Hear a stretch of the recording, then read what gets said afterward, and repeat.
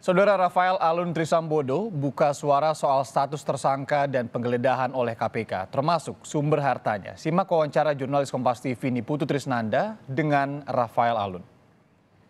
Saudara, saat ini sudah bersama dengan Kompas TV mantan pejabat pajak Rafael Alun Trisambodo yang kemudian akan berbincang dengan kita setelah kemarin KPK sudah menetapkan status sebagai tersangka dan juga melakukan penggeledahan. Apa saja yang ditemukan oleh KPK dari sudut pandang Rafael Alun? Kita akan berbincang langsung dengan Pak Rafael. Selamat siang, Pak. Selamat siang, Ibu. Terima kasih kesempatannya untuk Kompas TV. Ini kita berangkat ke LHKPN nih, Pak. Ini kasusnya masih berjalan sampai dengan saat ini. Bapak sudah ditetapkan juga sebagai tersangka karena diduga menerima gratifikasi selama 12 tahun. Terkait dengan hal itu tanggapannya seperti apa, Pak? Saya mau tidak mau harus mengikuti proses hukum karena memang saya ingin menunjukkan bahwa saya adalah warga negara yang patuh dengan hukum. Namun saya juga akan mencoba berkomunikasi dan berkonsultasi dengan kuasa hukum saya apa yang sebaiknya harus saya lakukan. Tapi pada prinsipnya saya menerima saja karena saya sebenarnya tidak bisa apa-apa. Saya menerima saja apa yang telah ditetapkan oleh KPK. Tapi kalau dari ya selama 12 tahun itu apakah artinya dari Pak Rafael sendiri ini membantah adanya tudingan atau dugaan dari KPK itu? Menerima gratifikasi karena kan harta kekayaannya juga ini jadi sorotan publik 56 miliar cukup besar. Ya. Jadi sebetulnya kalau kita flashback kepada kepemilikan harta saya, aset tetap saya sejak tahun 2011 ketika pertama kali saya memiliki kewajiban melaporkan LHKPN itu sampai dengan saat sekarang itu tidak ada pertambahan. Jadi pertambahan nilai itu hanya karena nilai jual NJOP. Jadi yang saya pahami selama ini adalah KPK mengharapkan LHKPN itu dilaporkan sesuai dengan nilai pasar.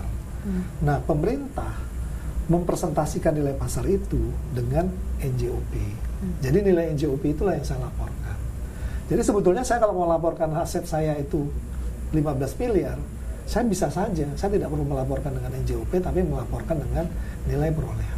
Satu pertanyaan juga nih Pak, ini mungkin sebetulnya pertanyaan dari awal kasus ini mulai muncul ke publik begitu. Apakah mungkin seorang pejabat pajak eselon 3 punya harta kekayaan yang cukup besar begitu? Karena kalau kita lihat, kalau saya cari begitu ya, gaji pokok eselon 3 ini kisarannya di 2 juta sampai dengan 5 juta rupiah. Kemudian tunjangan tertingginya itu biasanya di 46 sekian juta begitu ya, 46 juta. Nah, apakah mungkin sumbernya bisa dijelaskan Pak kepada publik? Ya, jadi sebetulnya kalau bicara mungkin dan tidak mungkin semuanya mungkin, karena tergantung dari apa yang dia kerjakan. Jadi seperti yang saya lakukan dengan keluarga saya, selain saya bekerja di kantor pajak, keluarga saya juga memiliki berbagai macam usaha. Nah, usaha-usaha itulah yang memberikan hasil kepada pertambahan aset ini. Di sisi lain, kami juga memperoleh hibah dari orang tua. Jadi aset-aset yang bernilai besar itu hibah dari orang tua. Jadi ada 3 aset, itu hibah dari orang tua. Yang satu sudah saya jual tahun 2010 dan pada saat itu juga saya belum memiliki kewajiban menyampaikan LHKPN, tapi di SPT saya aset itu ada. Kalau tadi juga ada tas-tas yang kemudian disita. Kalau tadi Bapak bilang kan ada gaya hidup yang kemudian dilihat dari keluarga akhirnya menyimpan ke SDB. Yang disita KPK jumlahnya berarti signifikankah untuk kemudian diuangkan misalnya dari barang-barang, ada Brompton, ada tas-tas juga tadi, ada perhiasan yang dipakai sehari-hari? Iya. Jadi kalau bicara jumlah yang disita oleh KPK, saya rasa itu memang milik saya dan nilainya ya memang seperti apa adanya. Tapi kalau bicara nilai tas, dari 70 tas yang disita oleh KPK, itu mungkin paling banyak hanya 8 atau sampai 10 yang asli.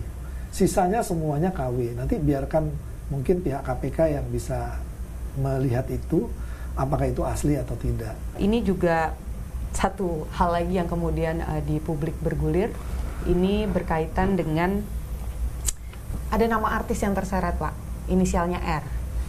Ini baru lagi nih, Pak.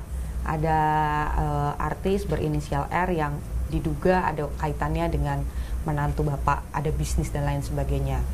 Akhirnya ada pemikiran bahwa jangan-jangan ada aliran dana juga nih sampai ke artis ini begitu, sebagai bentuk dari TPPU atau apa nanti perpanjangan dari kasus yang sedang berjalan saat ini. Itu siapa, Pak, artis R? Saya malah mikir inisial R itu Rafael ya.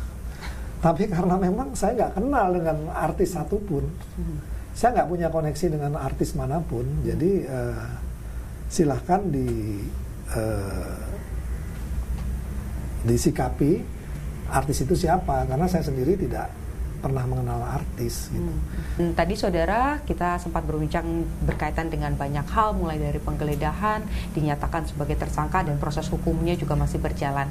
Sampai dengan saat ini KPK belum memberikan statement lebih lanjut terkait dengan kasus ini. Kita nantikan bagaimana jalannya kasus ini, apakah nanti akan ada fakta-fakta baru yang diungkap. Tentu kita akan mengikuti bagaimana prosesnya. Ini Putu Trisnanda, Ian Faris, Kompas TV, Jakarta.